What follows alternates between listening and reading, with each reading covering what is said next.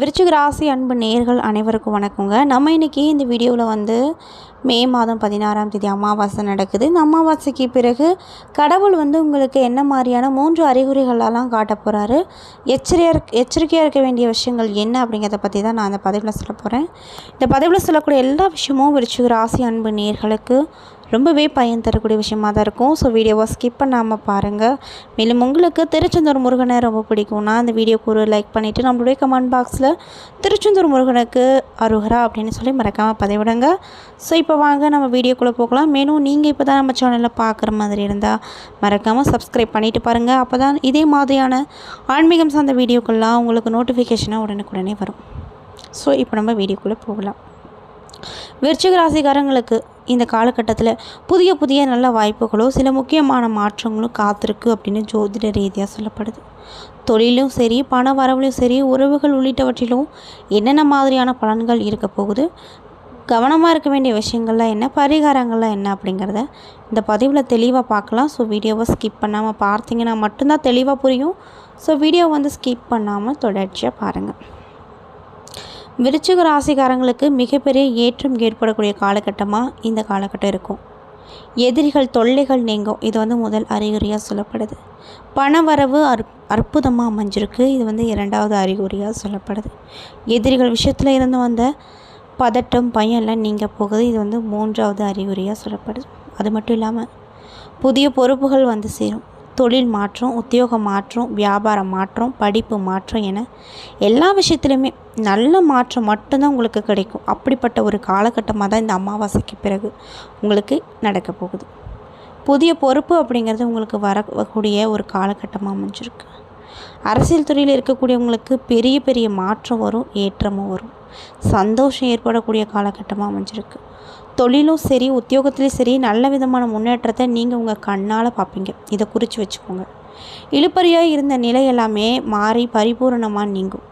எல்லா காரியமும் வெற்றி நடை போடும் அப்படின்னு சொல்கிறாங்க. அதாவது நீங்கள் புதுசாக ஏதாவது ஒரு விஷயம் ட்ரை பண்ணிவிட்டு, ஐயோ அப்பா இதுக்கப்புறம் முடியலடா சாமி அப்படின்னு நீங்களே உங்கள் வாயில் நினச்ச விஷயங்கள், சொன்ன வார்த்தைகள் எல்லாமே மாறப்போகுது. அதாவது நீங்கள் முடியல அப்படின்னு பாதியில் விட்ட விஷயங்கள் எல்லாமே இப்போ முழுமையாக நடக்கக்கூடிய ஒரு சூழ்நிலை அமைப்பு இந்த ராசி அதிபதி உங்களுக்கு ஏற்படுத்தி கொடுப்பாரு. அதாவது முக்கியமாக உங்கள் ராசி அதிபதி யாருன்னு பார்த்தீங்கன்னா செவ்வாய் பகவான்.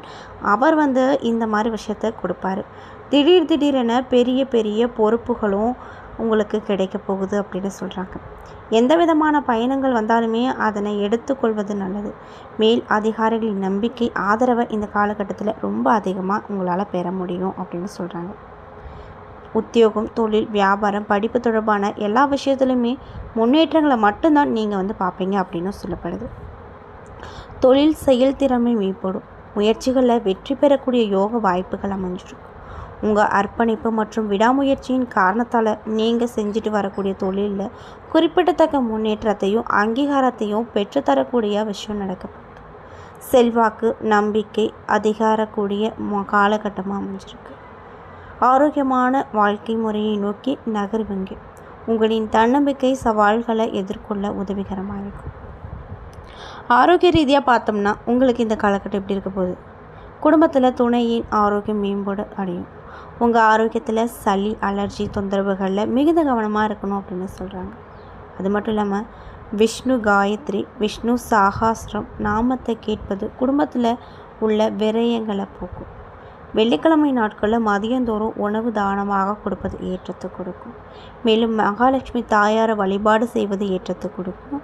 மகாலட்சுமி பார்வதி தேவிக்கு வெண்தாமரை கொடுத்து வெள்ளிக்கிழமையில் அர்ச்சனை செய்து வந்தீங்க அப்படின்னா தடைப்பட்டிருந்த அனைத்து விஷயங்களையும் உங்களுக்கு நடத்தி கொடுப்பாங்க அப்படின்னு சொல்கிறாங்க. ஸோ இந்த பதிவு விருச்சிக ராசிக்காரங்க பார்க்குறீங்கன்னா கண்டிப்பாக இந்த விஷயத்தை பரிகாரமாக பண்ணுங்கள். அந்த இரு தெய்வங்களுமே கண்டிப்பாக உங்களுக்கு நல்ல பலனை மட்டும்தான் வழங்குவாங்க. ஸோ நம்பிக்கையோடு இந்த பரிகாரத்தை தொடர்ச்சியாக பண்ணுங்கள். முக்கியமாக வெள்ளிக்கிழமை நாட்களில் பண்ணுங்கள். அது மட்டும் இல்லாமல் நான் சொன்ன மாதிரி தான தர்மங்கள் அப்படிங்கிறது நமக்கு நிறைய விதமான புண்ணியத்தை சேர்க்கக்கூடிய வகையில் தான் இருக்கும். ஸோ வெள்ளிக்கிழமை அன்னைக்கு மதிய வேளையில் உங்களால் இயன்ற அளவுக்கு ஓரிரு நபர்களுக்கு தானம் பண்ணுங்கள். அதாவது சாப்பாடு வாங்கி கொடுக்கறது, இன்னும் ஏதாவது தேவைப்படுற பொருட்கள் வாங்கி கொடுக்கறது, இந்த மாதிரி விஷயத்தெல்லாம் பண்ணிங்கன்னா கண்டிப்பாக உங்களுக்கு நல்ல பலன் கிடைக்கும். ஸோ நம்பிக்கையோடு பண்ணி பாருங்கள்.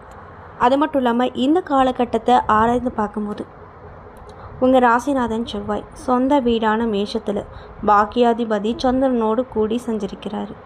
எனவே சந்திர மங்கள யோகம் இதில் ஏற்படுது. அது மட்டும் இல்லாமல் சப்தமஸ்தானத்தில் புதன் சுக்கிரன் சூரியன் சஞ்சரிப்பதால் புத சுக்கிர யோகமும் புத ஆதித்ய யோகமும் உண்டாகுது. மேலும் மே மாதம் 26ஆம் தேதி அன்னைக்கு கடக ராசிக்கு பெயர்ச்சியாகும் குருவின் பார்வை உங்கள் ராசியில் பதியுது. மேலும் குரு பார்க்க கோடி நன்மை என்பதற்கேற்ப உச்சம் பெற்ற குருவின் பார்வையால் உன்னதமான பலன்களை மட்டும்தான் உங்ககிட்ட சேரும். தொழிலில் முன்னேற்றம் கிடைக்கும், பணப்புழக்கம் அதிகரிக்கும், பாராட்டும் புகழும் கூடும். புதிய ஒப்பந்தங்கள் அப்படிங்கிறது உங்களுக்கு இந்த காலகட்டத்தில் நிறைய சேரும். அது மட்டும் இல்லாமல் மிதுன ராசிக்குள்ளே சுக்கிரன் செல்கிறாரு. உங்கள் ராசிக்கு 7 மற்றும் 12 ஆகிய இடங்களுக்கு அதிபதி தான் சுக்கிரன்.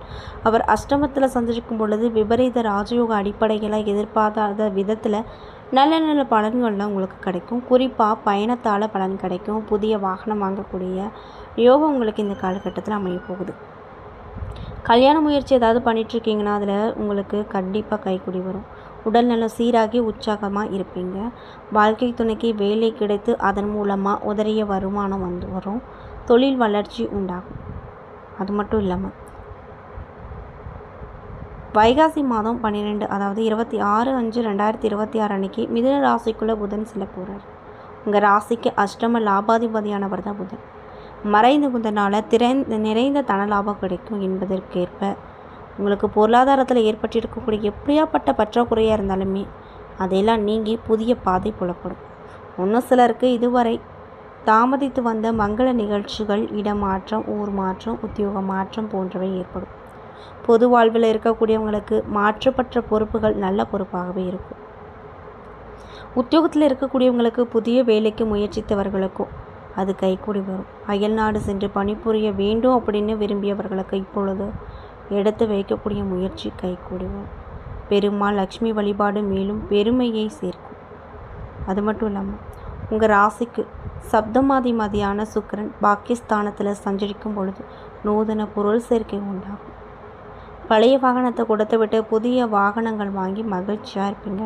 தொட்டதெல்லாம் துவங்கும். தொழில் வளர்ச்சிக்கு மாற்று இனத்தவர்கள் கை கொடுத்து உதவி பண்ணுவாங்க. என்றைக்கு வாங்கி போட்ட இடம் இப்பொழுது அதிக விலைக்கு விற்று லாபத்தை கொடுக்கும். மக்கள் செல்வாக்கும் அதிகரிக்கும். பொது வாழ்வில் ஈடுபட்டிருக்கக்கூடியவங்களுக்கு தலைமை பொறுப்புகள் வரும். தொழில் மற்றும் வியாபாரம் செய்பவர்களுக்கு எதிர்பார்த்ததை காட்டிலுமே கூடுதல் லாபம் வரும். உத்தியோகத்தில் இருப்பவங்களுக்கு மேலதிகாரிகள் கேட்ட சலுகைகள் கிடைக்கும். கலைஞர்களுக்கு புதிய ஒப்பந்தங்கள் வரும். மாணவ மாணவிகளுக்கு விருந்துகளும் பாராட்டுகளும் கிடைக்கும். பெண்களுக்கு வருமானம் உயரும். குடும்பத்தில் சுப காரியங்கள் நிறைய நடக்க பெற்று ரொம்பவே சந்தோஷமாக இருப்பீங்க. முன்னோடியாக வாழ்ந்து வரக்கூடிய விசாகத்தில் இருக்கக்கூடிய 4ஆம் பாத நட்சத்திர நண்பர்களுக்கு இந்த காலகட்டம் அப்படிங்கிறது அதிர்ஷ்டம் தரக்கூடிய காலகட்டமாக இருக்க போகுது. அதாவது தேவகுரு மே 26 வரைக்குமே அஷ்டமஸ்தானத்தில் சஞ்சரித்தாலுமே அவருடைய பார்வைகள் விரயம், தனம், குடும்பம், சுகஸ்தானங்களை பார்ப்பதால் தேவையில்லாத செலவெல்லாம் கட்டுக்குள்ளே இருக்கும். குடும்பத்தில் நிம்மதி அப்படிங்கிறது நிறைந்திருக்கும் அப்படின்னு சொல்கிறாங்க. அது மட்டும் இல்லாமல் நிம்மதியாகவும் காணப்படுங்க. பொருளாதார நிலை உயரும். ஆரோக்கியம் மேம்படும். மே 26 முதல் பாக்கியஸ்தானத்தில் உச்சமாக சஞ்சரிக்கும் குரு உங்கள் ராசியையும் பார்ப்பதால் உங்களுக்கு இருந்து வந்த நெருக்கடிகள் நீங்கும். இருட்டில் இருந்து வெளிச்சத்திற்கு வந்தது போல உங்கள் நிலை மாறப்போகுது. நன்மைகள் நிறைய அதிகரிக்கும். உடல்நிலையில் ஏற்பட்ட சங்கடம் விலகும். பொருளாதாரத்தில் நிறைவு கிடைக்கும். உத்தியோகத்தில் ஏற்பட்ட பிரச்சனை ஒரு நல்ல முடிவுக்கு வரும். வியாபாரம், தொழில் லாபத்தை கொடுக்கும். தைரியமும் தன்னம்பிக்கையும் அதிகரிக்கும். பூர்வ புண்ணிய ஸ்தானத்தில் சஞ்சரிக்கக்கூடிய சனி பகவானுக்கு குருவின் பார்வை உண்டாவதால் பிள்ளைகள் பற்றிய கவலைகள் விலகும். எடுக்கக்கூடிய முயற்சி எல்லாத்துலேயுமே வெற்றி கிடைக்கும். இன்னும் சிலருக்கு குழந்தை பாக்கியம் கிடைக்கும். பூர்வீக சொத்தில் ஏற்பட்ட பிரச்சனைகள் சரியாகும். மனக்குழப்பங்களில் இருந்து வந்த இடம் தெரியாமல் போகும். எந்த ஒரு முடிவிற்கும் வர முடியாமல் தவித்து வந்த நீங்கள் இதுதான் வாழ்க்கை, இதுதான் பாதை அப்படின்னு தெளிவாக செயல்படுவீங்க. மாணவர்களுக்கு உயர்கல்வி நனவு சரியாகும். குடும்பத்தில் இருந்து வந்த நெருக்கடி நீங்கும். தம்பதிக்குள்ள இணக்கமான நிலை இருக்கும். கொடுக்கல் வாங்குதல் சுமூகமாக நடக்கும். பொருளாதார நிலை உயரும். விவசாயிகளுக்கு லாபம் அதிகரிக்கும். மேலும் உங்களுக்கு அதிர்ஷ்டம் தரக்கூடிய நாட்கள் மே மாதம் 21 18, 27, 30. எந்த ஒரு விஷயத்துலையும் உறுதியாக இருக்கக்கூடிய அனுஷம் நட்சத்திர நண்பர்களுக்கு இந்த காலகட்டம் நன்மை தரக்கூடிய காலகட்டமாக இருக்க போகுது.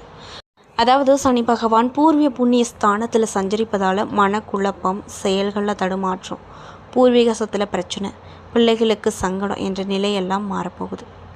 மே 26 வரைக்கும் உச்சமாக சஞ்சரிக்கக்கூடிய குரு உங்கள் ராசியையும் 3வது இடத்தையும் மற்றும் 5வது இடத்துலையும் சஞ்சரிக்கும் சனி பார்ப்பதால் உங்களுக்கு இருந்த சங்கடங்கள் எல்லாம் நீங்கும்.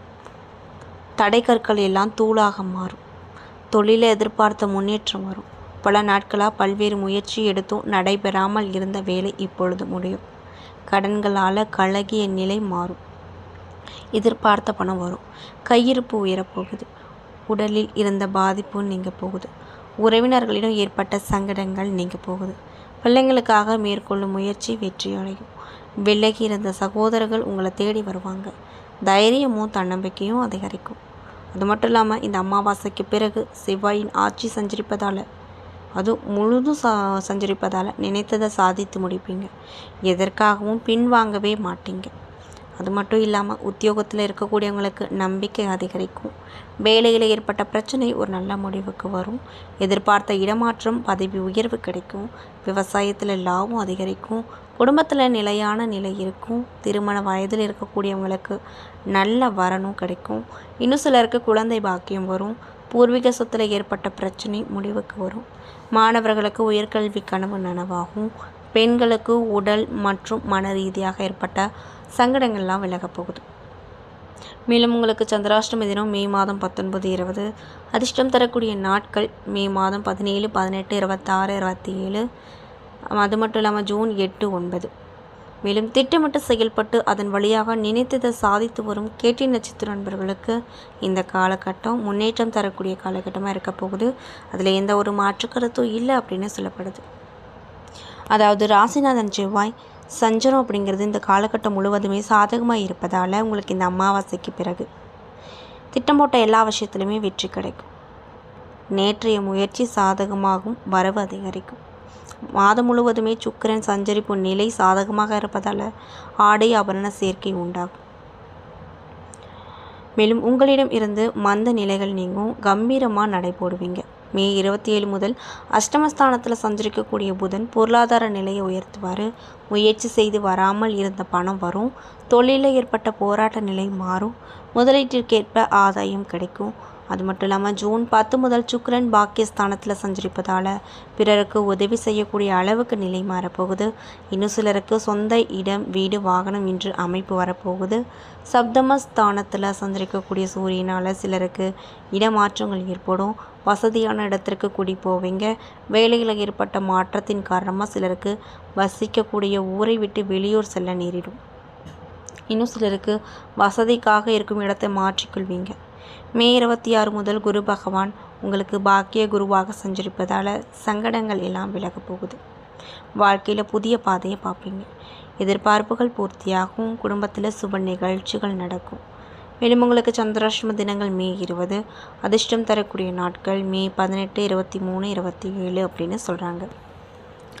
ஏன்னா நண்பர்களே, இந்த பதிவுகளில் நம்ம விருச்சிக ராசிக்காரங்க அனைவருக்குமே இந்த மே மாதம் 16ஆம் தேதி அமாவாசை நடக்குது. இந்த அமாவாசைக்கு பிறகு கடவுள் உங்களுக்கு காட்டக்கூடிய அறிகுறிகள் என்ன மாதிரியான விஷயங்களை நீங்கள் கவனமாக இருக்கணும், என்னென்ன விஷயங்கள் உங்களுக்கு எச்சரிக்கையாக கணிக்கப்பட்டிருக்கு அப்படிங்கிறத பற்றி தெளிவாகவும் விரிவாகவும் நான் இந்த பதிவில் உங்கள்கிட்ட சொல்லியிருப்பேன். இந்த பதிவில் சொல்லியிருக்கக்கூடிய எல்லா விஷயமும் கண்டிப்பாக உங்களுக்கு பயன் தரக்கூடிய விஷயமாக தான் அமைஞ்சிருக்கும். ஸோ வீடியோ பிடிச்சிருந்தால் லைக் பண்ணுங்கள், ஷேர் பண்ணுங்கள். அது மட்டும் இல்லாமல் இதே மாதிரியான ஆன்மீகம் சார்ந்த வீடியோஸ்லாம் பார்க்கணுன்னா நம்ம சேனலை மறக்காமல் சப்ஸ்கிரைப் பண்ணிவிட்டு பாருங்கள். நன்றி.